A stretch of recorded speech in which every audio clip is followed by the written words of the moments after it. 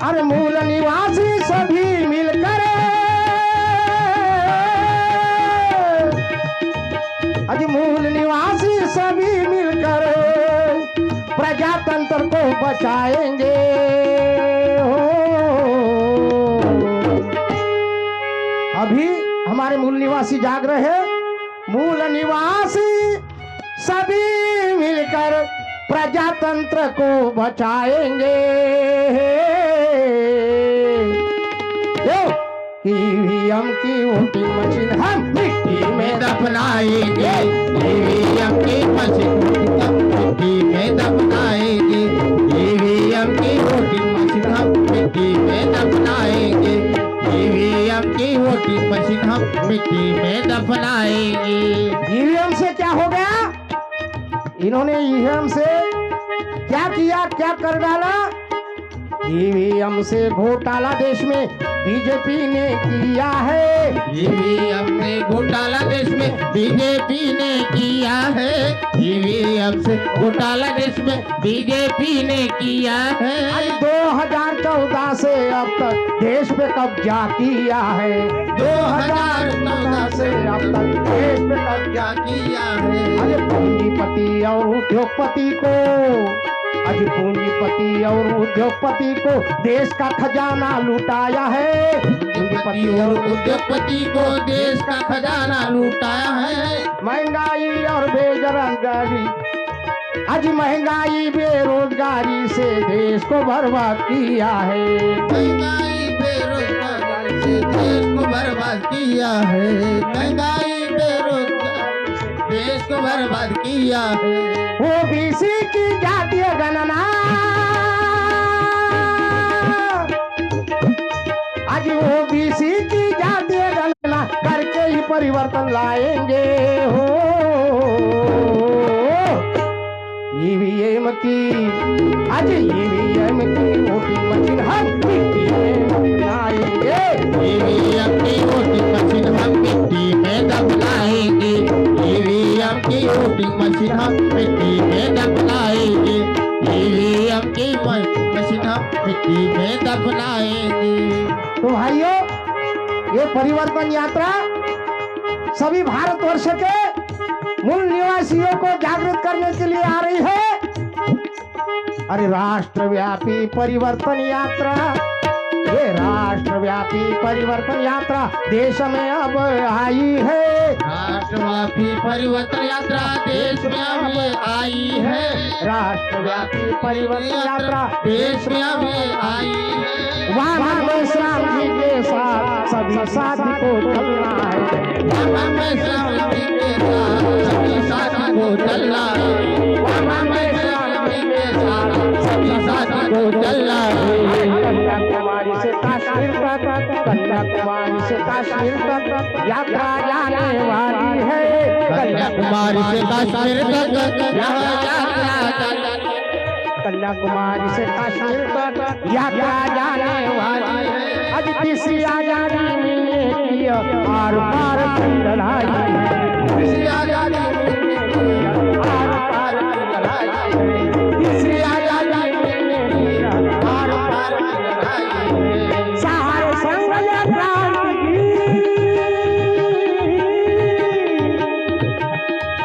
सहारे संग क्रांति और उन सहारे संग क्रांति बहुजन सभी गाएंगे।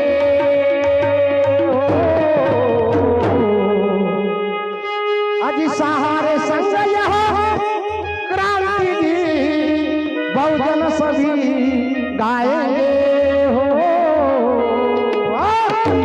ईवीएम की वोटिंग मशीन हम मिट्टी में दफनाएंगे।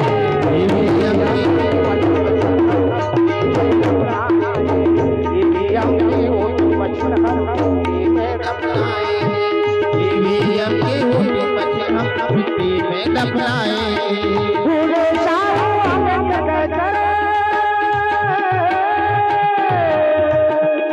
अजी फूले शाहू हमें कहकर आगे कदम बढ़ाएंगे। अजी ईवीएम की आज ईवीएम की वोटिंग मशीन हम मिट्टी में दफनाएंगे। ईवीएम की वोटिंग मशीन हम मिट्टी में दफनाएंगे। ईवीएम की वोटिंग मशीन हम मिट्टी में दफनाएंगे। ईवीएम की वोटिंग मशीन हम मिट्टी में दफनाएंगे। ईवीएम की वोटिंग मशीन हम मिट्टी में दफनाएंगे। ईवीएम की वोटिंग मशीन हम मिट्टी में दफनाएंगे। ईवीएम की वोटिंग मशीन हम मिट्टी में दफनाएंगे।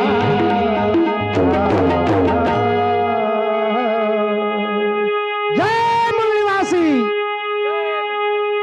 बोलो 85, जय मूल निवासी। साथियों, आज पहले मैं सभी महापुरुषों को अभिवादन करता हूं। आज के मंच पर उपस्थित भारत मुक्ति मोर्चा के राष्ट्रीय अध्यक्ष माननीय वामन मेश्राम साहब, जिन्होंने आज ब्राह्मणवाद के खिलाफ में देश में तहलका मचा दिया है और जिस वजह से आज भागवत को ये देश यहाँ का हेडक्वार्टर अयोध्या में छोड़ने के लिए मजबूर किया है। वैसे आज के कार्यक्रम के उद्घाटक इतिहास तज्ञ माननीय मामा देशमुख साहब, नागेश चौधरी साहब और सभी गणमान्य व्यक्ति, आज जो हमको यहाँ ईवीएम भंडाफोड़ यात्रा का जो आयोजन करने की जो मजबूरी आ रही है, हम देखते हैं कि देश में बाबा साहब ने हमको लोकतंत्र में राजा बनने का जो अधिकार दिया था, वो राजा बनने का अधिकार यहाँ के ब्राह्मणवादी व्यवस्था ने छीन लिया है। और जिसके जरिए हम देखते हैं कि शुरुआत में हमारे वोट की खरीदी करने की कोशिश इन लोगों ने किया। जब यहाँ का बहुजन समाज नहीं बिकने वाला बन रहा था, तो इन लोगों ने ईवीएम के माध्यम से वोट को चोरी करने का काम चालू किया है। 2004 से यहाँ कांग्रेस जो पार्टी थी, ईवीएम लाने का काम यहाँ के कांग्रेस ने किया और 2004 से इन्होंने ईवीएम के माध्यम से वोट की चोरी करना चालू कर दिया। और ऐसा हम देख रहे हैं कि 2004, 2009, 2014 और 2019 में ईवीएम के माध्यम से ये बीजेपी और कांग्रेस ने यहाँ हमारे वोटों की चोरी करके बहुजन समाज को गुमराह करके ये चोरी करके सरकारें बन रही है। इसलिए माननीय वामन मेश्राम साहब ने 24 अप्रैल 2017 में सुप्रीम कोर्ट के माध्यम से ये पेपर ट्रेल लगाने का काम किया। पेपर ट्रेल लगाने के बाद भी जो सुप्रीम कोर्ट का निर्णय आया था, उसको यहाँ के कांग्रेस और बीजेपी ने मिलकर उसमें भी वो निर्णय को खारिज करने की कोशिश की। तो ये जो कांग्रेस और बीजेपी की मिली भगत है, ये मिली भगत को हमको ईवीएम का भंडाफोड़ किए बिगैर हम ये कांग्रेस और बीजेपी की सरकार को हम ध्वस्त नहीं कर सकते हैं। आज हम देखते हैं कि बाबा साहब ने तो हमको लोकतंत्र दिया है, मगर ये लोकतंत्र यहाँ ब्राह्मणवादी लोगों ने खत्म करके यहाँ लोग एक तो ब्राह्मण तंत्र निर्माण किया है। तो इस ब्राह्मण तंत्र को खत्म करने के लिए ईवीएम का भंडाफोड़ करना जरूरी है। इसलिए पहले तो भारत मुक्ति मोर्चा के माध्यम से कश्मीर से लेकर कन्याकुमारी तक यात्रा तय हो गई थी, मगर कोविड-19 की वजह से वो रुक गई थी आंध्र प्रदेश में। फिर से ये यात्रा कन्याकुमारी से लेके कश्मीर तक जाने वाली थी, जो 26 जनवरी से इसका शुरुआत होने वाला था। मगर तमिलनाडु के जो पेरियारवादी स्टालिन नाम के जो चीफ मिनिस्टर है, उन्होंने हमारा यात्रा 26 जनवरी को तमिलनाडु में रोका। उसके बावजूद हम लोगों ने भारत मुक्ति मोर्चा के माध्यम से मेश्राम साहब ने इस यात्रा को हाईकोर्ट के माध्यम से फिर से परमिशन मिला ली और ये 15 मार्च से ये यात्रा फिर से कन्याकुमारी से चालू होगी। उसके पहले 21 फरवरी को मुंबई से ये यात्रा चालू हुई है और पूरा महाराष्ट्र का भ्रमण कर ये यात्रा आज नागपुर में इंदिरा ग्राउंड में पहुंची है। हम देखते हैं कि हमारा जो वोट है, वो वोट जब तक चोरी होते रहेगा, उस माध्यम से हम चाहते हैं कि ये भंडाफोड़ यात्रा को हम सब लोगों ने साथ देना चाहिए और सबने विरोध करके हमारा लोकतंत्र बचाना चाहिए, ऐसी मैं अपील करता हूं और मेरे 2 शब्द समाप्त करता हूं। जय भीम, जय भारत। जय भीम। आज ये ईवीएम भंडाफोड़ यात्रा जो वामन मेश्राम साहब के नेतृत्व में कश्मीर से लेकर कन्याकुमारी तक के जो जाने वाली है, वो नागपुर से होते हुए जो आज नागपुर में इनका 11 तारीख को अपना जो ये प्रोग्राम है, मैं भी एक मुस्लिम जाति से आता हूँ और मैंने अपना पर्सनली सपोर्ट किया है। और वामन मेश्राम साहब की जो मेहनत है वो जो हर किसी के लिए ईवीएम भांडाफोड़ यात्रा जो है, ये तो एक बहुत अच्छा काम है, क्योंकि ईवीएम के माध्यम से अभी सब लोगों ने इन लोगों ने बताया ही है कि किस तरीके से ईवीएम के द्वारा हमारे वोटों की चोरी की जा रही है। हम लोग एक आदमी को चुनते हैं और दूसरा आदमी के खाते में वो वोट चला जाता है। तो ये ईवीएम भांडाफोड़ यात्रा जो है, मेरा मानना यह है कि हम सब लोगों को इसका कड़ा विरोध करना चाहिए और हमें घर से बाहर निकलकर रोडों तक आकर इसका विरोध करना चाहिए। ऐसे ही अगर हम लोग घर में बैठे बैठे अगर ईवीएम भांडाफोड़ यात्रा में सिर्फ एक बार आए और फिर हम लोग अपने घर में जाके बैठ जाए और इसका कोई विरोध ना करे, तो मुझे नहीं लगता कि हम लोग बहुत जल्दी इसमें कामयाब हो पाएंगे। कई सालों से ये जो ब्राह्मणवाद और अंबेडकरवाद, इस ब्राह्मणवाद को खत्म करने के लिए अंबेडकरवाद काम कर रहा है बहुत अच्छे लोगों के माध्यम से, और इसी में आदरणीय वामन मेश्राम साहब का योगदान बहुत अच्छा है। इसीलिए मुझे भी ऐसा लगा कि अभी तक के जितने इलेक्शन देख रहे हैं, इस इलेक्शन में डॉक्टर बाबा साहब आम्बेडकर ने जो हमें वोट का अधिकार दिया था और हमारी वोट की एक कीमत थी, जिस वोट के वजह से हमें जिस प्रकार से राजा चाहिए उस प्रकार से हम चुन सकते थे, लेकिन ये ईवीएम के वजह से ये नहीं हो सकता है, ऐसा लग रहा है। और उसका दुष्परिणाम अभी समाज में दिख ही रहा है, देश में दिख रहा है। इसीलिए बैलेट पेपर से ही इलेक्शन होना बहुत महत्वपूर्ण है, क्योंकि ईवीएम के वजह से उनको जिसको चुनना है वो उसी को चुन रहे हैं और अपनी मेजॉरिटी बना के इस देश का जो संविधान है उस संविधान को खोखला बनाने का काम चल रहा है। तो इसीलिए हमें जागरूक होना चाहिए।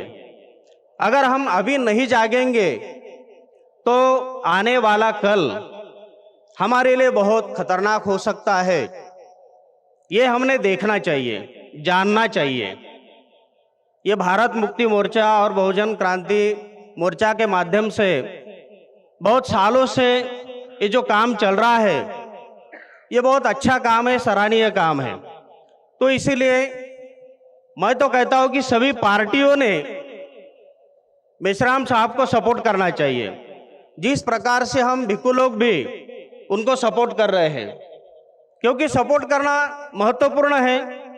संविधान को अगर हमें बचाना है तो इसीलिए ये ईवीएम को खत्म करना बहुत महत्वपूर्ण है और इस देश में बैलेट पेपर आना बहुत महत्वपूर्ण है।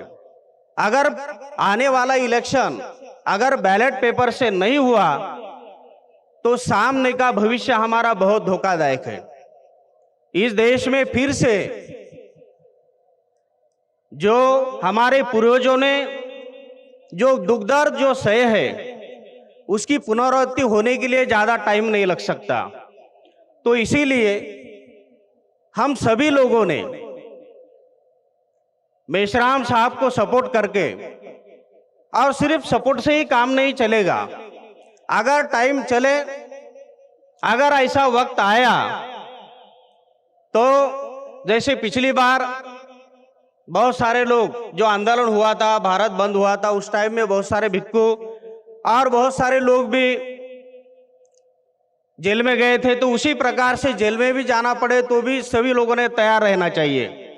उससे भी काम नहीं चला तो आने वाले इलेक्शन तक अगर इलेक्शन कमीशन जो अधिकारी है उन्होंने अगर इसका जायजा नहीं लिया तो ईवीएम को भी फोड़ने के लिए हम लोगों ने तैयार रहना चाहिए, और उसके लिए हम भी काम करने के लिए तैयार रहेंगे, उसमें कोई शंका नहीं। क्योंकि संविधान को अगर बचाना है तो हमें आपस के जितने भी गिले शिकवे हैं सबको हमें खत्म करना पड़ेगा, और एक दूसरे के गले को गला लगाकर हाथ में हाथ डालकर हमें बाबा साहब ने इतनी मेहनत से, इतने परिश्रम से, इतने कष्ट से ये जो देश का संविधान, महान संविधान जो बनाया, इस संविधान को बचाने के लिए और इस लोकतंत्र को बचाने के लिए हमें मेहनत करना बहुत जरूरी है, और साथ में एक साथ आना बहुत जरूरी है, संगठित होना बहुत जरूरी है। अगर हम टुकड़े टुकड़े में काम करते रहेंगे तो हमारा विकास होना बहुत कठिन है। तो इसीलिए सभी लोगों ने, मैं आप सब लोगों को यह आह्वान करता हूं कि आप सब लोग इस भारत मुक्ति मोर्चा और बहुजन क्रांति मोर्चा को आप सब लोग सपोर्ट करें और खुद की हिम्मत तैयार करें कि हर क्षण के लिए हम तैयार रहें। अगर हम तैयारी नहीं करेंगे तो भविष्य हमारा खतरनाक है, इसलिए हमें ये सोचना चाहिए। अभी महाराष्ट्र में देखो, महाराष्ट्र में जितने भी मंदिर है उस मंदिर का विकास करने का काम जोरों शोरों से चल रहा है, लेकिन शिक्षण, एजुकेशन के ऊपर, रोजगार के ऊपर जो खर्चा करना चाहिए उसी के ऊपर ये गवर्नमेंट कोई ध्यान नहीं दे रहा है, ऐसा दिख रहा है। तो इसीलिए जब तक हम सत्ता में नहीं आएंगे तब तक हमारा विकास होना बहुत कठिन है। तो इसीलिए आप लोगों को मैं फिर से एक बार आह्वान करता हूं कि आप सब लोग इसमें तैयार रहेंगे और जोर से आप लोग बोलेंगे जय भीम, जय भीम, जय भीम, नमो बुद्धाय। सबसे पहले भारत मुक्ति मोर्चा का मैं धन्यवाद कहना चाहूंगा कि मेरे जैसे सामान्य कार्यकर्ता जो कि एक फौजी रहा है उसको ये मंच उपलब्ध कराया है मेरी भावनाएं रखने के लिए। मैं बोलूंगा ईवीएम हटाओ, आपने बोलना है देश बचाओ। ईवीएम हटाओ, ईवीएम हटाओ, ईवीएम हटाओ। आज के इस भारत मुक्ति मोर्चा के ईवीएम हटाओ मुहिम के अंतर्गत यात्रा पे आए हुए भारत मुक्ति मोर्चा के संस्थापक अध्यक्ष वामन बेशराम साहब, सभी अतिथिगण और यहाँ उपस्थित सभी नागपुरकर और पूरे विदर्भ से आए हुए मेरे भाई बहनों, आज का जो विषय है ईवीएम भांडाफोड़, आपको जैसे पता है होगा जिस कंट्री ने ये ईवीएम को बनाया, अमेरिका या उसके जैसी जो विकसित कंट्री है वो भी ईवीएम का यूज करती नहीं है और भारत देश उसका यूज करता है। कुछ दिन पहले दिल्ली के विधानसभा में भी वहां के एक एमएलए ने एक डमी ईवीएम विधानसभा में लाया था और उसको एक डेमो किया था कि कैसा उसको जो मदरबोर्ड है उसको 90 सेकंड में चेंज किया जाता है, लेकिन उसको चैलेंज स्वीकार करने के लिए इलेक्शन कमीशन का कोई भी अधिकारी ने वो चैलेंज स्वीकार किया नहीं था। इसी उदाहरण से स्पष्ट होता है कि ईवीएम है, जालसाजी है, ये बहुजन समाज के वोटिंग के दौरा ब्राह्मण लोगों ने अपना राज प्रस्थापित करने के लिए ईवीएम को चुना है, इससे सिद्ध होता है एक उदाहरण से। इसके अलावा आपने सुना होगा कि देश के अंदर जब चुनाव हुए अलग अलग जगह में, मध्य प्रदेश में हुए, बिहार में हुए, तो ऐसे बहुत सी घटनाएं हुई कि ईवीएम को एक गाड़ी में डाल के अलग अलग जगह पे लेके जाया गया और कैसे क्या उसका अंदर चेंज किया गया, ये बहुत बार अखबार में आया। लेकिन जो मीडिया बिका हुआ है बोलता है कि संविधान के मुख्य पहरेदार है, लेकिन मैं यहाँ बोलना चाहूंगा कुछ पत्रकारों को छोड़ के, कुछ अखबारों को छोड़ के ये पूरा मीडिया गुलाम बना हुआ है, मोदी गोदिया हो गया। जब तक ये मीडिया सही चित्र दिखाएगा नहीं इस मोदी का, इस केंद्र सरकार का, तब तक हमें सही चीजों का पता नहीं चलेगा। मैं एक फौजी होने के नाते आपको बताना चाहूंगा, कुछ दिन पहले दिल्ली के जंतर मंतर पे पूरे देश से फौजी लोग इकट्ठा हुए थे। वो अपनी मांग सरकार से OR 1 रैंक 1 पेंशन की डिमांड कर रहे थे, लेकिन उनके ऊपर लाठीचार्ज किया। ये ना किसानों की इज्जत करते हैं, ना सैनिकों की इज्जत करते हैं, सिर्फ इनको अदानी अंबानी और जो गिने चुने उद्योगपति है उनको ये बढ़ा रहे। अपने देश की इकोनॉमी, अपने देश का पैसा ये सिर्फ 2-3-4% लोगों के पास है। अभी तक देश के लास्ट कोने तक मेडिकल की सुविधा नहीं पहुंची है, शिक्षण की सुविधा नहीं पहुंची है। गरीब घर में भी टैलेंटेड बच्चे बच्चियां होती है, लेकिन उसके इकोनॉमी अच्छे नहीं होने के वजह से वो जहां पे उनको पहुंचना चाहिए पहुंच नहीं सकते। ये हम सबके लिए बहुत दुखद बात है कि 75 साल बाद भी जो अमीर आदमी है वो पैसे के बल पर ट्रीटमेंट ले सकता है, लेकिन गरीब आदमी को पैसा ना होने के वजह से मरना पड़ता है। इसी बाद अपने ईवीएम मशीन लोकशाही की हत्या हो रही है तो सिद्ध होता है। उसके बाद खासगीकरण हम देख रहे हैं, रेलवे को बेचा जा रहा है। जितनी गवर्नमेंट की अलग अलग योजनाएं थी, अलग अलग मंडल थे, उनको भी बेचा जा रहा है। ओबीसी 60-65% होने के बावजूद भी उसकी गणना नहीं हो रही है, क्योंकि इसको डर है अगर उसकी गणना होती है तो उतना बजट ओबीसी को देना पड़ेगा।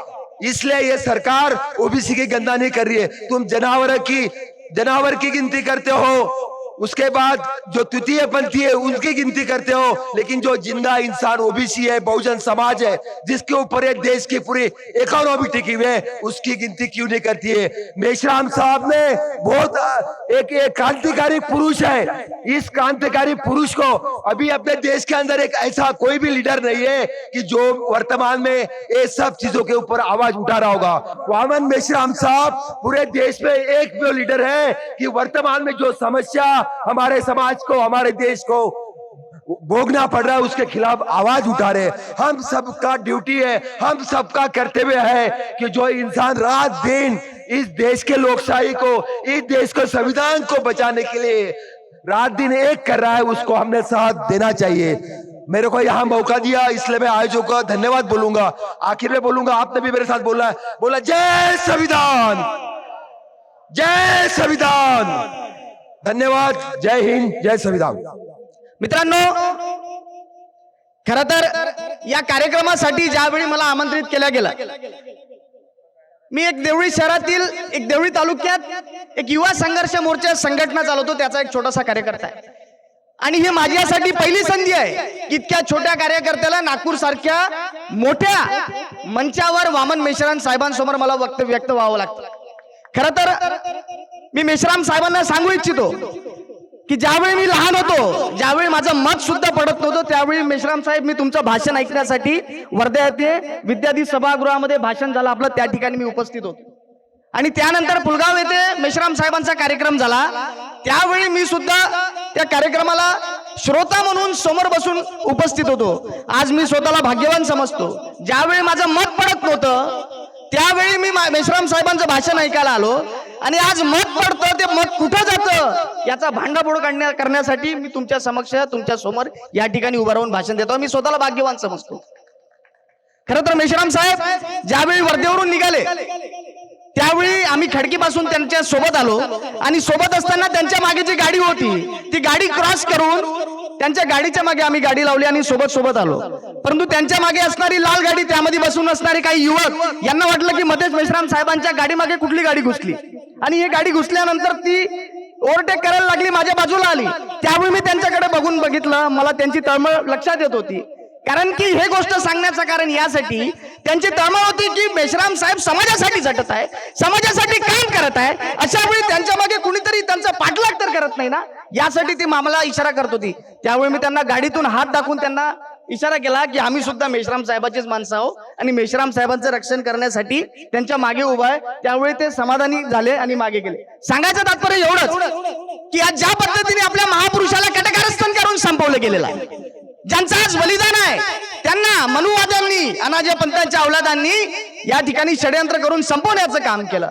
तुकाराम महाराजांना संपवण्याचं काम केलं. छत्रपती शिवाजी महाराजांवर सुद्धा विषप्रयोग झाले. असे अनेक महापुरुष संपवले गेले. मित्रांनो, नेतृत्व जन्माला याला अनेक काळ निघून जातो आणि देशासाठी आपल्या समाजासाठी हे जे नेतृत्व उभं राहिलं याचं रक्षण करणं आपलं काम आहे. मित्रांनो, फार वेळ घेत नाही, वेळ अगदी कमी आहे, मी थोडक्यात संपवतो.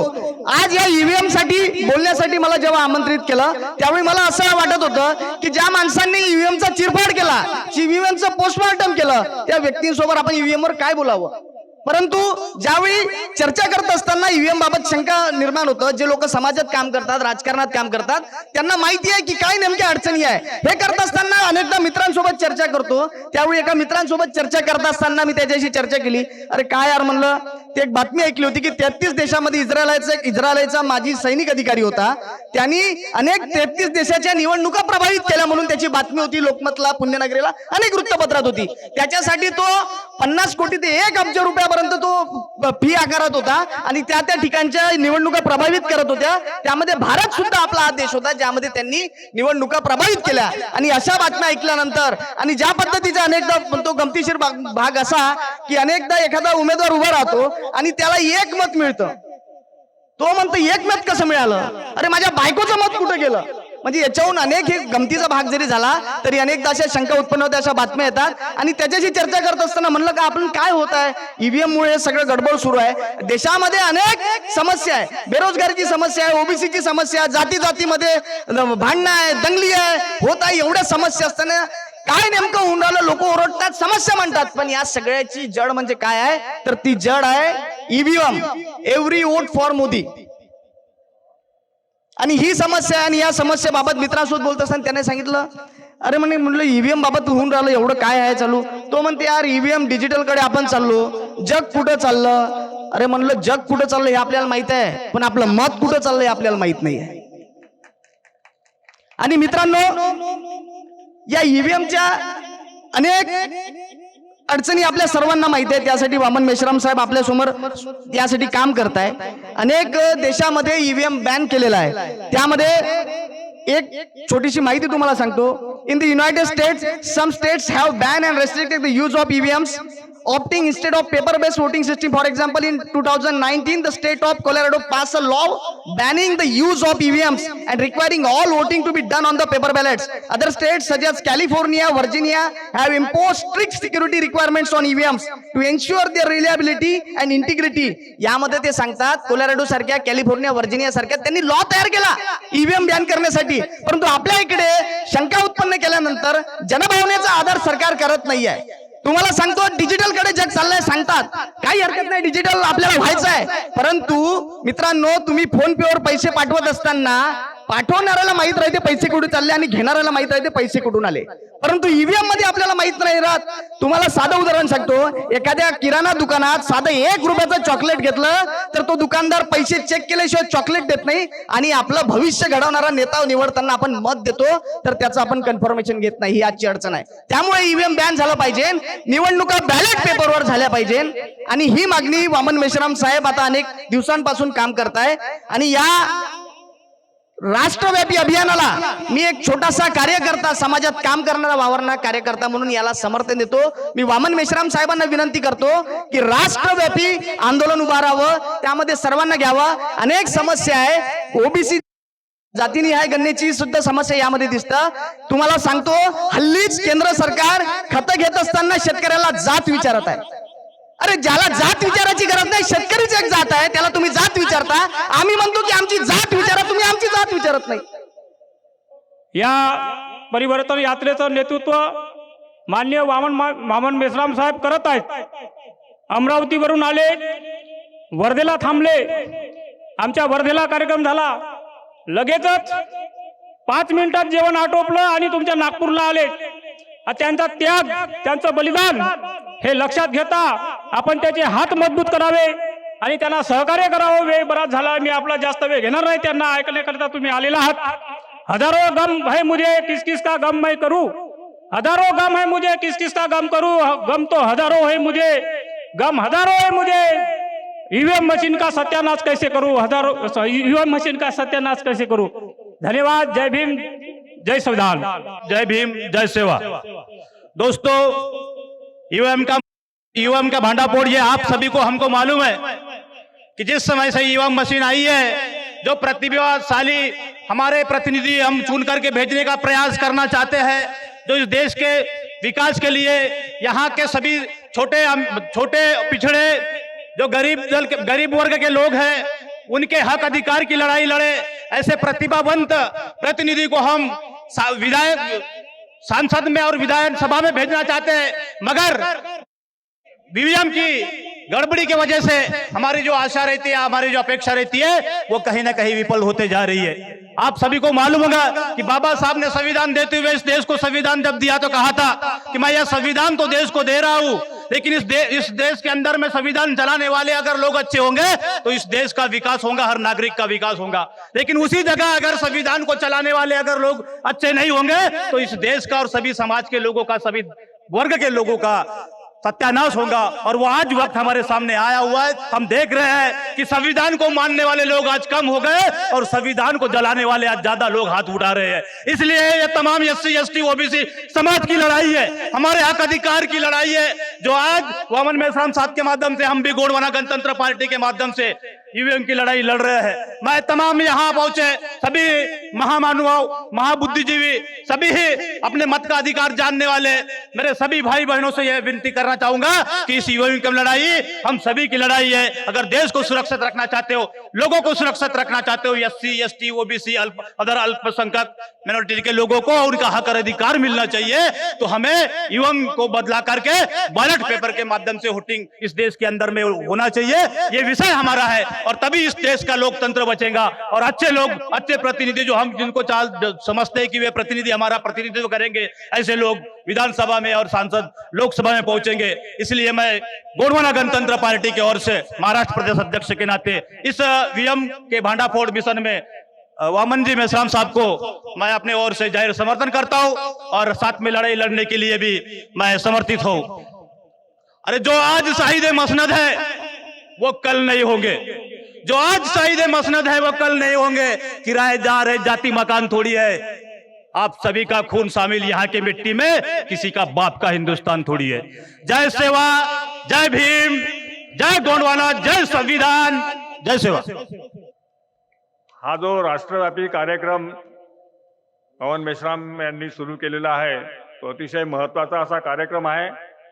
कारण या देशामध्ये जी काही परिस्थिती आहे ती परिस्थिती अशी आहे की हा देश काही विशिष्ट लोकांनी गिळंकृत केलेला आहे। सर्व माध्यमातून ते या देशावर आपली अधिसत्ता गाजवत आहेत। ईव्हीएमचा प्रश्न म्हणजे जो निवडणुकी आपल्या देशामध्ये होत आहेत त्या निवडणुकी खऱ्या नाही आहेत। या निवडणुकी एका मशीनच्या माध्यमातून मॅनेज केल्या जात आहेत। हा जो आक्षेप आहे हा आक्षेप मला वाटते बऱ्याच लोकांना माहीत आहे आणि जो खरा आहे। या प्रकारची भूमिका आता जवळपास सर्व लोकांची होत आहे। या देशामध्ये हा जो प्रकार आहे, या देशामधला जी सत्ता आहे, जी व्यवस्था आहे ती जाती व्यवस्था आहे। या जाती व्यवस्थेमुळे हा देश आता आपल्यासाठी, बहुजन समाजासाठी, या देशामधल्या SC ST OBC मायनॉरिटी वगैरे, मुस्लिम वगैरे लोकांसाठी अतिशय हलाखीची परिस्थिती निर्माण करण्यात येत आहे। आणि म्हणून ही जी सत्ता या देशामध्ये आहे, ही सत्ता आता जी RSS ची सत्ता आहे, मोदीचं नाव आहे, परंतु खरी सत्ता RSS ची आहे। खरी सत्ता आपल्या नागपूरमध्ये जे RSS आहे त्याचं हेडक्वार्टर आहे, या इथून सगळ्या किल्ल्या फिरवल्या जातात आणि मोदीला जे सांगण्यात येतं ते सगळं मोदी करत असतो। त्याच्यामुळे खरा लढा आपला मोदीशी नाही आहे। खरा लढा या देशामधली जी RSS आहे, जी सत्तेला नियंत्रित करते, सत्तेच्या वर स्वतःला ठेवते, तिच्याशी लढा आहे। म्हणून मला वाटतं वामन मेश्राम साहेबांनी RSSच्या विरुद्ध मोर्चा काढलेला होता, तसा मोर्चा तो खूप महत्त्वाचा मोर्चा होता। कारण RSS तुम्हाला दाबते आहे हे आपण लक्षात घेतलं पाहिजे की RSS वाले म्हणतात की आम्ही या देशाचे मालक आहोत। आपणही मूळ निवासी म्हणतो, पण आपण सुद्धा मालक आहोत। मूळ मालक आपण आहोत, ते उपरे मालक आहेत, नंतर आलेले आहेत आणि आपल्यावर कब्जा केलेला आहे। म्हणून या लोकांची मालकी आपल्याला संपवायची आहे। ती मालकी संपवण्यासाठी सगळ्या प्रकारचे प्रयत्न आम्हाला करावे लागणार आहेत। कारण या देशावर मुठभर लोकांची मालकी असणं आणि बहुसंख्य समाजात त्यांच्या पायाखाली दबल्या जाणं, तुम्हाला ते शूद्र म्हणतात। शूद्र म्हणजे काय, तर पायातून ज्यांचा जन्म झाला ते सगळे शूद्र आहेत। या ठिकाणी ब्राह्मण सोडून सगळे लोक शूद्र आहेत. त्यांनी शिवाजीला शूद्र म्हटलं होतं. म्हणून आपले जे पोलीस बंधू असतील, ते बाया बहिणी असतील, हे सगळे शूद्र आहेत. जे ब्राह्मण नाही आहेत ते सगळे शूद्र आहेत. म्हणून त्यांनी या शूद्रांना यांचा राग आला पाहिजे की तुम्हाला आम्ही शूद्र का म्हणता, आम्ही नीच का म्हणता. परंतु आपल्याला राग येत नाही. आपण निमूटपणे त्यांना उच्च म्हणतो, त्यांना वरचे म्हणतो आणि स्वतःला खालचे म्हणतो. वरचे म्हणणं म्हणजे त्यांची मालकी मान्य करण्यासारखं आहे. म्हणून आपण ब्राह्मणांना वरचे म्हणू नका, उच्च म्हणू नका. ते सुद्धा माणसं आहेत. त्यांचा वर जन्म होत नाही, आपला खाली जन्म होत नाही. म्हणून आपण या देशामधली समानता आली पाहिजे, जी बाबासाहेब आंबेडकरांना अभिप्रेत होती, जी महात्मा फुल्यांना अभिप्रेत होती. म्हणून मला असं वाटतं हे जे सगळे मुद्दे यांनी घेतलेला ईव्हीएम सुद्धा मुद्दा आहे आणि या देशामधलं संविधान आहे जे बाबासाहेब आंबेडकरांनी लिहिलं असं आपण म्हणतो, मान्य करतो. परंतु हे लोक हे संविधान त्यांनी लिहिलं आहे ते म्हणून त्यांना मान्य नाही आहे. आता तुम्हाला या देशामध्ये जे काही चालू आहे त्याच्याकडे थोडं लक्ष द्यायला पाहिजे की ते म्हणतात आम्ही मालका म्हणजे काय आहे. ते असं म्हणतात की 1 नेशन 1 लँग्वेज 1 एक्झिक्युटिव्ह आणि 1 पार्टी. म्हणजे या देशामध्ये कोणाच राहील, आम्ही एक देश एक राष्ट्र राहील, ते ब्राह्मण राष्ट्र राहील. एक लँग्वेज राहील, एक भाषा राहील, ती फक्त संस्कृत भाषा राष्ट्रभाषा राहील.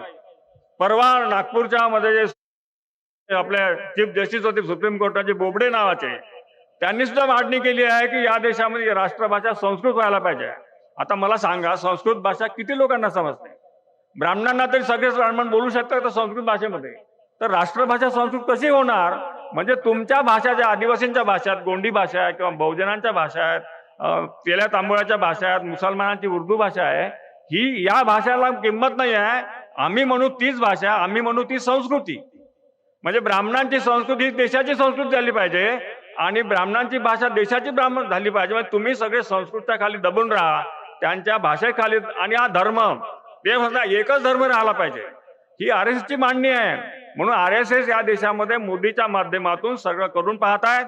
त्यांचं युनिटरी स्टेट आणि फेडरल स्टेट असे 2 राज्याचे प्रकार असतात.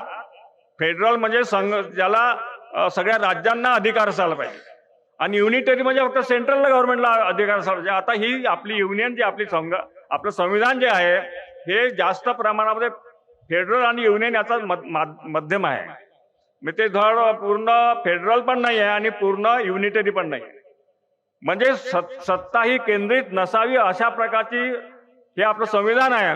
परंतु हे लोक सगळं युनिटरी म्हणजे एक संघ देश असला पाहिजे, म्हणजे सगळ्या RSSच्या प्रमाणे चालला पाहिजे. म्हणून सगळे सेंट्रलचे कायदे, केंद्राचे कायदे लादण्यात येत आहे. राज्यांचे अधिकार कमी करण्यात येत आहे. म्हणजे राज्यांना सेंट्रलाइज, आता ED सारखे प्रकार आहे, हे सेंट्रलाइज गुन्हेगारीचा मान्य करतात. ते म्हणजे तुम्ही म्हणते, आम्ही म्हणतो ती भाषा वापरा तुम्ही. म्हणजे राज्यांचे अधिकार काढून घेणं म्हणजे जनतेचे अधिकार पण काढून घेण्यासारखं आहे. म्हणून आपण या युनिटरी स्टेट आणि फेडरल स्टेट हे याच्यामध्ये आपण फेडरल स्टेटच्या बाजूने गेलो पाहिजे. कारण फेडरल म्हणजे राज्यांना अधिकार वाढले, तुम्हाला अधिकार मिळतील. सेंट्रलचे अधिकार म्हणजे ब्राह्मणांचे अधिकार आहे. हे जर युनिटरी स्टेट झालं, एक संघ देश त्यांना करायचा, एक संघ देश म्हणजे ब्राह्मणांच्या ताब्यात राहणारा देश. म्हणून आपण या सगळ्यांचा विचार केला पाहिजे की बाबासाहेब आंबेडकरांनी जे संविधान लिहिलेलं आहे ते बाबासाहेब आंबेडकर संविधान मोठं, आपण मोठे एवढा नाही भाग. हे संविधान देखील ते कशा प्रकारे नष्ट करत आहेत. आता आपलं ते प्रिॲम्बल आहे घटनेचं, इक्वॅलिटी, फ्रॅटर्निटी आणि सोशल जस्टिस, म्हणजे समता, बंधुता आणि न्याय. ही जी त्रिसूत्री सांगितली आहे याच्यामध्ये संविधानामध्ये, ती आहे का? बंधुता आहे का आपल्या देशामध्ये? म्हणजे मुसलमानाविषयी शत्रुता निर्माण करणं, दलितांविषयी एक प्रकारची घृणा निर्माण करणं, OBC विषयी शूद्र म्हणणं, म्हणजे बंधुभाव नाही आहे. जाती व्यवस्थेमध्ये बंधुभाव नाही आहे, जाती व्यवस्थेमध्ये उच्च नीचता आहे. म्हणून बाबासाहेब आंबेडकरांचं प्रिॲम्बल देखील ते पराभूत करत आहेत. हे लक्षात घ्यायला पाहिजे. हे कशा प्रकारे अनेक कलम आहेत असे ज्याचा आपण अभ्यास केला पाहिजे, कशा प्रकारे हे कलम ते आपल्यासाठी वापरतायत. आता रिझर्वेशनचा कलम आहे, कलम 16, त्याच्यामध्ये त्या कलमाला देखील ते हे करून राहिल्या की सोशली आणि एज्युकेशन सामाजिक आणि आर्थिकदृष्ट्या सामाजिक दृष्ट्या जे मागास आहेत त्यांना रिझर्वेशन आहे, परंतु त्यांनी आता ब्राह्मणांना रिझर्वेशन दिलं. म्हणजे बाबासाहेब आंबेडकरांचं संविधान त्यांनी पायदळी तुडवलेलं आहे. अनेक प्रकारे असे. म्हणून तुम्हाला दिसेल की या देशामधले मायनॉरिटीचे हक्क मुसलमानांना ते गोळवलकर वगैरे शत्रू समजतात. आता परवा ते इतके बदलते असतात, इतके स्वार्थी असतात की स्वतःचं वर्चस्व कायम ठेवण्यासाठी ते भूमिका बदलत राहतात. बाबासाहेब आंबेडकरांनी जे रिडल्स इन हिंदुइझम हा ना ग्रंथ लिहिला होता, त्याच्यामध्ये त्यांनी मांडलाय ते आपण लक्षात घेतलं पाहिजे की ते कधी आपल्या देवाला सुद्धा खालीवर करतात, डिमोट आणि प्रमोट करतात. त्याचप्रमाणे ते सुद्धा RSS सुद्धा आज सुद्धा ते करतायत. तुम्हाला एक उदाहरण सांगतो आणि सांगतो की त्यांनी गोळवलकरांनी जे पुस्तक लिहिलं we are our nation defined, त्याच्यामध्ये त्यांनी टिळकाला म्हटलं की यांना समजत नव्हतं. उत्तर ध्रुव हा तिथे आम्ही उत्तर ध्रुव, त्यांनी टिळकांनी म्हटलं की ब्राह्मण आर्य हे उत्तर ध्रुव इथे आलेले आहेत. तर यांना ते जमली मात्र की अरे आपण जर बाहेरून आलो तर आपण इथले राहू शकत नाही आहे. म्हणून त्यांनी सांगितलं की म्हणजे टिळकांना समजत नव्हतं. उत्तर ध्रुव बिहार आणि ओरिसामध्ये होता, तो आता तिकडे गेला, आम्ही इथेच राहिलो. म्हणजे ते भूगोलाला देखील सायन्सला देखील खोटं पाडतात स्वतःच्या स्वार्थासाठी. आता तुम्हाला पाहणं ते गोळवलकरांचे जे सगळे पुस्तकं आहे वही और बंच ऑफ थॉट्स किंवा त्यांचं लिखाण जे आपण वाचलं पाहिजे खरं म्हणजे, त्या लिखाणामध्ये त्यांनी गोळवलकर असं म्हणतात की हा देश आमचा आहे, हे आम्ही मालक आहोत, हे हिंदू राष्ट्र काय आहे त्यांनी मांडलंय त्याच्यामध्ये.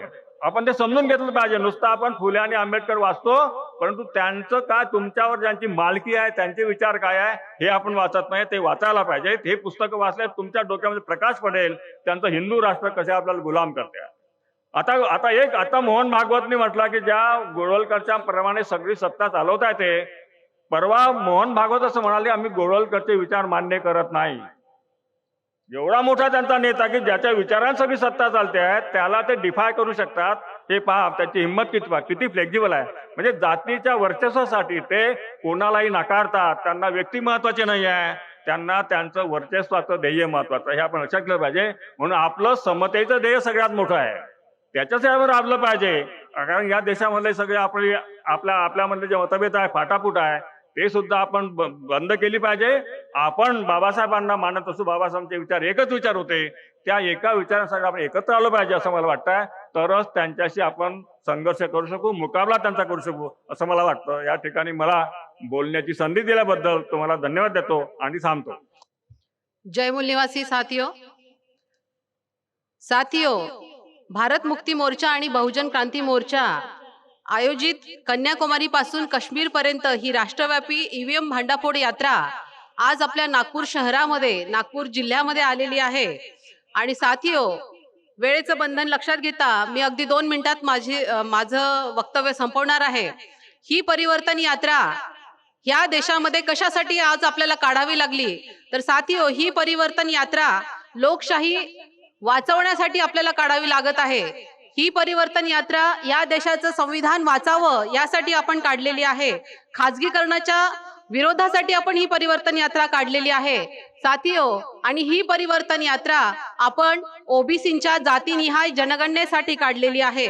आणि ही परिवर्तन यात्रा आपला जो प्रौढ मताधिकार आहे, जो आपल्याला संविधानाने या देशाचा राजा किंवा या देशाची राणी होण्याचा दिलेला आहे, तो वाचवण्यासाठी आपण ही परिवर्तन यात्रा काढलेली आहे. मी मेश्राम साहेबांसोबत संबंध महाराष्ट्रात या परिवर्तन यात्रेत साहेबांच्या सोबत आहे. मला अभिमानाने सांगावंसं वाटतं की मेश्राम साहेब वयाच्या 66व्या वर्षी आम्हाला आमच्या संविधानाने, आमच्या महापुरुषांच्या संघर्षाने जे जे अधिकार, हक्क अधिकार मिळवून दिलेले आहेत ते वाचवण्यासाठी ह्या वयात सुद्धा ते लढत झगडत आहेत. अविरत रात्रंदिवस प्रवास करत आहेत आमचे हक्क अधिकार वाचवण्यासाठी. तर साथियों, मी संबंध महाराष्ट्रात साहेबांच्या सोबत होते, साहेबांच्या सोबत राहणार आहे. मला ना सोलापुरात ना पंढरपुरात कोणी या हक्क अधिकारांसाठी आपल्या लढताना दिसलं, ना मला नागपुरात कोणी दिसतंय, ना मला कोणी अमरावतीत दिसलं, ना मला कोणी अकोल्यात दिसलं. तुम्हाला दिसतंय का? मला तर कोणी कुठेही महाराष्ट्रात दिसलेलं नाही. केवळ एकमेव आज लढाऊ नेतृत्व आहे, ते म्हणजे माननीय वामन मेश्राम साहेब आहेत, जे आमच्या हक्क अधिकाराची लढाई आज लढत आहेत. साथियों, प्रौढ मताधिकार हा सगळ्यात महत्वाचा आणि मूलभूत अधिकार आहे. लोकशाही या मूलभूत अधिकारावर उभी आहे आणि आज हाच आमचा अधिकार इथे ह्या इलेक्ट्रॉनिक वोटिंग मशीनमुळे यात गडबडी होताना आपल्याला दिसते आहे. तर साथियों, आज मला इथे खूप आनंद झाला की नागपूर शहरात इंदोरा चौकातून मी आले. 6 ऑक्टोबरला आम्ही याच इंदुरा चौकामध्ये मेश्राम साहेबांना डिटेन केलं होतं पोलीस प्रशासनाने, म्हणून आम्ही खूप मोठं प्रोटेस्ट मार्च RSSच्या ऑफिसवर करणार, हेडक्वार्टरवर करणार होतो, परंतु साहेबांना डिटेन केलं होतं आणि आम्ही तिथे धरणे आंदोलन केलं, आम्ही जेल भरो केलं होतं. आज त्याच पोलीस प्रशासनाने मोठ्या मानसन्मानाने आमचा 19वा जे आमचा कलम आहे, जो आमचा मूलभूत हक्क अधिकार आहे, त्याला अबाधित ठेवत आज आम्हाला इथपर्यंत आणलं. त्यामुळे पोलीस प्रशासनाचे मी धन्यवाद मानते. साथियो,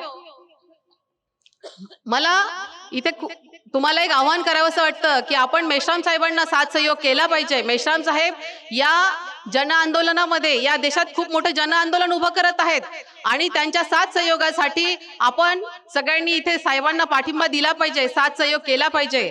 6 ऑक्टोबरला ज्या पोलीस प्रशासनाने किंवा इथल्या सत्ताधाऱ्यांनी आम्हाला थांबवलं होतं, मेश्राम साहेबांनी असं म्हणाले नाही, मी पुन्हा येईन, मी पुन्हा येईन, मी पुन्हा येईन, असं साहेब म्हणाले नाही. साहेब आज आले, साहेब आज आले. आज इथे सभा साहेबांच्या अध्यक्षतेमध्ये होत आहे आणि आपण आपले हक्क अधिकार वाचवण्यासाठी साहेबांना साथ सहयोग कराल. जास्त वेळ न घेता मी इथे थांबते. विशेषतः माझ्या महिला भगिनी आहेत, आपण 50% हिस्सा आहोत लोकसंख्येच्या मैत्रिणींनो, तर आपण साहेबांना साथ सहयोग केला पाहिजे. आपले हक्क अधिकाराप्रती आपण जागृत झालं पाहिजे आणि आपले हक्क अधिकार वाचवण्यासाठी साहेबांच्या सोबत आपण साथ सहयोग कराल. आपल्याला स्वतंत्र आणि स्वायत्त संघटन मेश्राम साहेबांच्या नेतृत्वामध्ये मिळालेलं आहे. राष्ट्रीय मूलनिवासी महिला संघ आणि भारत मुक्ती मोर्चा महिला संघ. साहेब, तुम्ही फक्त एक आम्हाला आवाज द्या.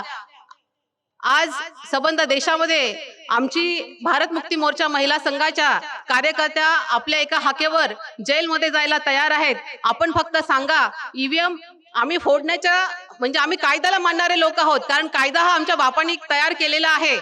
परंतु जर इथलं शासन प्रशासन वॉर्निंग देऊन त्यांना सगळं सांगून सुद्धा जर ऐकत नसेल, मेश्राम साहेबांनी त्यांना अनेक ऑप्शन दिलेले आहेत, ते जर ते करणार नसतील, तर आम्ही मात्र साहेबांच्या सोबत ईव्हीएम फोडणार आहोत. आणि आपण सगळ्या माझ्या महिला भगिनी, मला या कार्यामध्ये एक मी राष्ट्रीय कार्यकारी अध्यक्ष भारत मुक्ती मोर्चा म्हणून साहेबांना इथे एक वचन देते की साहेब, तुम्ही फक्त सांगा, आम्ही आपल्या सोबत तयार आहोत. आपण कधी हाक मारा, आम्ही ईव्हीएम फोडायला तयार आहोत. धन्यवाद. जय मूलनिवासी. बुद्धापासून बाबासाहेबांपर्यंत सगळ्या मानवतेच्या मनुस्मृतीला मूठमाती देणाऱ्या महामानवांना मानाचा मुजरा करतो. या विचारमंचावर उपस्थित सगळे मान्यवर आणि उपस्थित बंधू आणि भगिनी, मला 2 मिनिटापूर्वी चिठ्ठी द्या, माझा वेळ संपला म्हणून.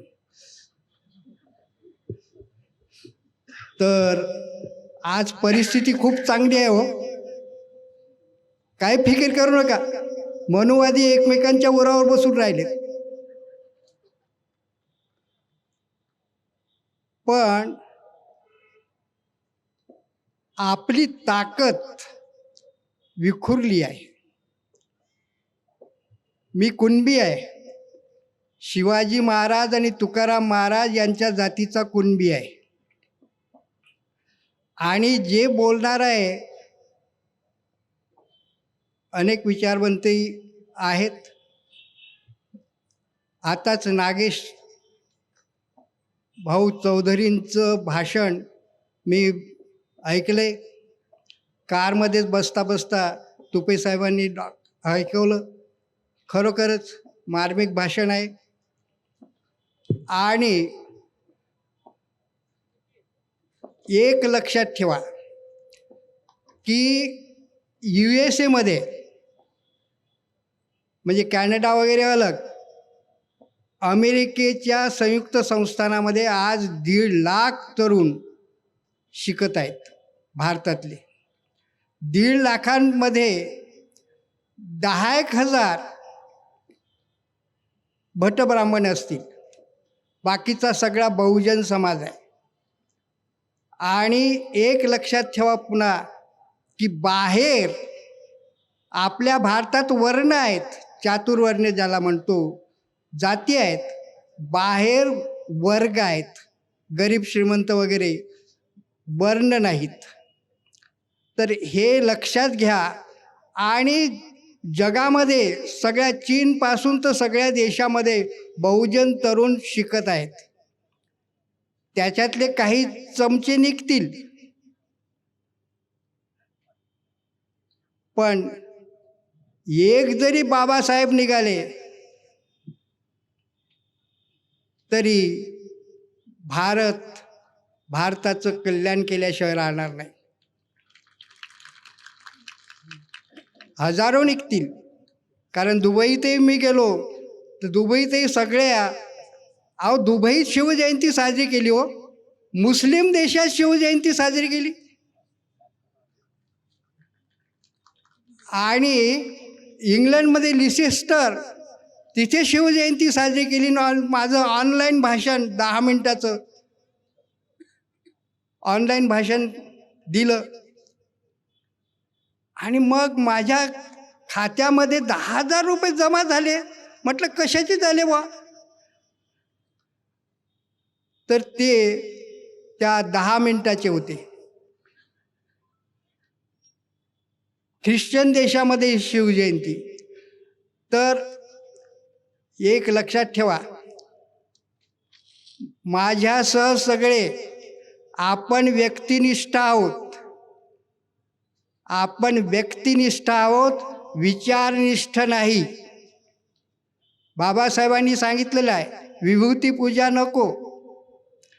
म्हणून शिवाजी महाराज असोत, महात्मा फुले असोत की डॉक्टर बाबासाहेब आंबेडकर असोत, ह्या आता व्यक्ती राहिल्या नाहीत. हा विचार झालेला आहे. हा विचार झालेला आहे. आणि हा तिन्ही महामानवांचा विचार 2 शब्दात सांगतो, अन्यायाविरुद्ध संघर्ष. तिन्ही महामानवांचा विचार काय आहे? अन्यायाविरुद्ध संघर्ष. आणि ती ऐतिहासिक कार्य वामनजी मेश्रामच्या नेतृत्वात खरोखरच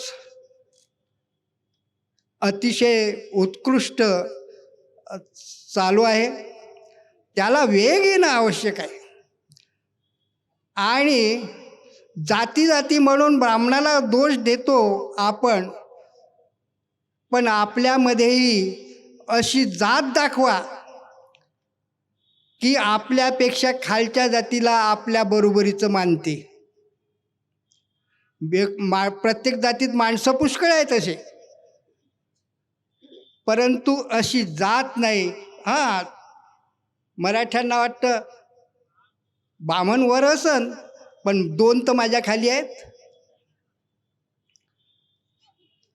तर आपल्याला ही मनुस्मृती मुठमाती देण्यासाठी माझ्या चिंतन पुस्तकात आता 2-3 दिवसांनी चिंतन पुस्तक येणार आहे. त्याच्यामध्ये सगळं मांडलेलं आहे. पण आपल्याला एक लक्षात ठेवा की आपली फार मोठी शक्ती आणि त्यामध्ये ऐतिहासिक कार्य.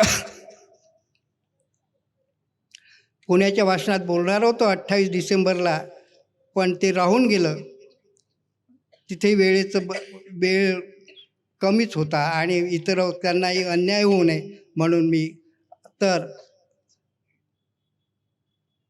हे ऐतिहासिक कार्य,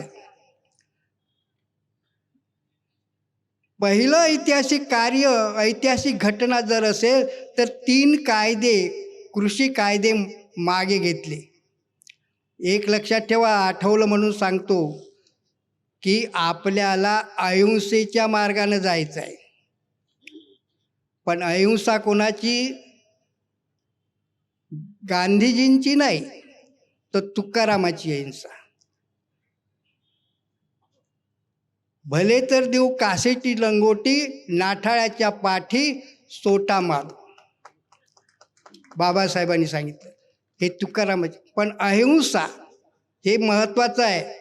कारण असं की हे स्ट्रक्चर कसं आहे, तर इंग्रजांच्या काळामध्ये प्रत्येक खात्याचा वरचा ऑफिसर इंग्रज असे, तो पागल असला तरी चालेल, तो पात्र नसला तरी चालेल, पण इंग्रज असे. इंग्रज गेल्यावर भटब्राह्मण आलेत आणि बहुतेक खात्यांच्या मध्ये त्यांचंच वर्चस्व आहे, त्यांचंच नियंत्रण आहे. मग खाली आपला समाज आहे, बहुजन समाज. पण बहुजन समाजातले खालचे ऑफिसर काय करतात? वरचा नाराज होणार नाही असे वागतात, ज्याला चमचे म्हणतो. जे आमचे नाहीत, पण चमच्याशी भांडू नका, चमच्याशी जाणू नका. चमचे ज्या हातात आहेत त्या हातावर दणका द्या. चमचा खाली पडेल, तुमच्याही उपयोगात येईल. पण सत्याचा, अहिंसेचा मार्ग सोडू नका. हिंसेचा मार्ग आपण तर त्या बाबतीत आपल्याला कोणी सांगायचीच गरज नाही. पण हिंसेच्या मार्गाने आपलेच लोक, आपल्याशी पोलीसमध्ये असो की या लष्करात असो, आपलेच लोक आहेत ना हो, त्यांच्याशी काय भांडता? भांडायचं असलं तर तुम्हाला एकच उदाहरण सांगतो की बंदर माकडाला दगड मारला तर माकड त्या दगडावर दात उचकत नाही, ज्याने मारला त्याच्यावर धावून जाते. म्हणून चमच्याशी भांडू नका. चमचे ज्या हातात आहेत त्या हातावर दणका द्या. हे कांशीरामजीचं. आणि त्या दृष्टीनं आणखी एक हात जोडून विनंती, माझा आता 87 पूर्ण होईल, हात जोडून पाया पडून तुम्हाला विनंती करतो की आपसातले मतभेद विसरून जा आणि मैत्रीचा हात सगळ्या जातीत पसरव. हे करा, पुढे करा. म्हणून मैत्री ही महत्त्वाची. मैत्री ही आपली शक्ती होणार आहे. आणि दुसरं एक की जय भीम म्हणण्यात तर आपला गौरव आहे, पण जय भीमपेक्षाही जय भारत म्हणण्यात बाबासाहेबांचा जास्त गौरव आहे. India that is Bharat. पण हे वंदे मातरम म्हणतील, जय हिंद म्हणतील, पण जय भारत म्हणणार नाहीत. म्हणून हे लक्षात ठेवा. जय भीम, जय भारत. धन्यवाद. मैं आप लोगों को ये कहना चाहता हूं कि हमारे साथ जो भी हो रहा है वो रोकने के लिए लोगों के ऊपर नहीं छोड़ा जा सकता. लोगों के पास इतनी समझदारी नहीं है कि वो लोग पहल कर ले और पहल करके गलत को रोकने का काम करे. ऐसी समझदारी उन लोगों के अंदर नहीं है. इसलिए लोगों को जागृत करने का और जागे हुए लोगों को संगठित करने का और संगठित लोगों को उद्देश्य पूर्ति के लिए उसका उपयोग और प्रयोग करने का, ये सारा काम नेतृत्व करने वाले लोगों का है. हमारी समस्या लोग हमें साथ देते नहीं है, ये नहीं है. हमारी समस्या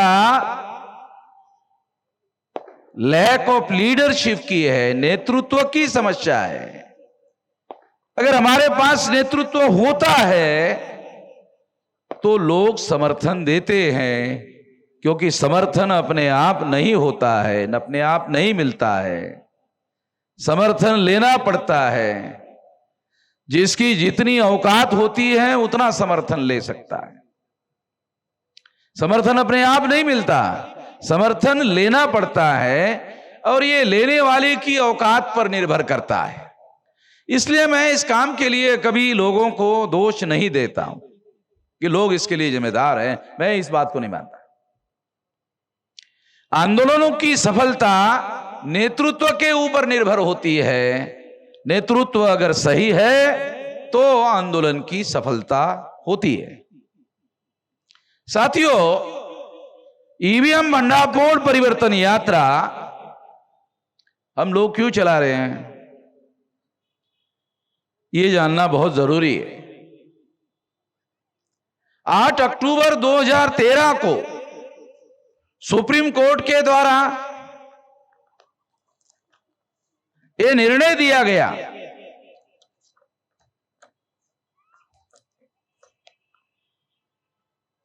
कि ईवीएम मशीन के द्वारा फ्री, फेयर एंड ट्रांसपेरेंट चुनाव नहीं हो सकता। ये सुप्रीम कोर्ट का जजमेंट है। सुप्रीम कोर्ट ने यह निर्णय दिया 8 अक्टूबर 2013 को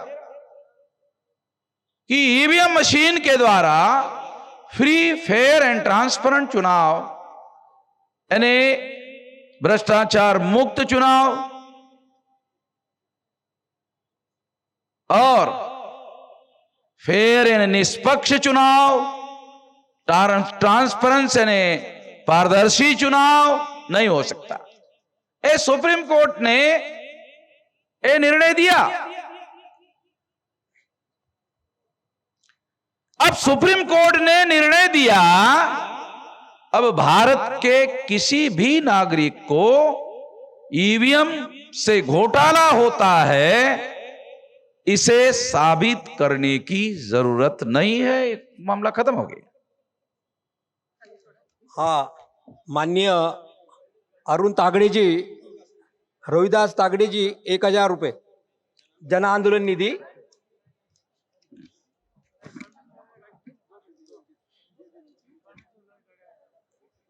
बहुजन क्रांती मोर्चा व भारत मुक्ती मोर्चाच्या माध्यमातून ईवीएम भांडाफोड परिवर्तन यात्रा इथे इंदिरा मैदान इथे संपन्न होत आहे। या कार्यक्रमाचे उद्घाटक मान्यवर मामा देशमुख यांनी आपल्या वाणीमधून जे आरएसएस आहे त्या आरएसएस आणि ब्राह्मणवादांचं काय षड्यंत्र आहे यांनी आपल्या शब्दामध्ये मांडलं, त्याबद्दल मी त्यांचा आभार मानते। तसेच आजच्या कार्यक्रमाचे अध्यक्ष माननीय वामनजी मेश्राम साहेब यांनी सुद्धा ईव्हीएम मध्ये काय झालं पूर्ण सविस्तर आपल्या समोर मांडलं, त्यांचं सुद्धा मी आभार मानते।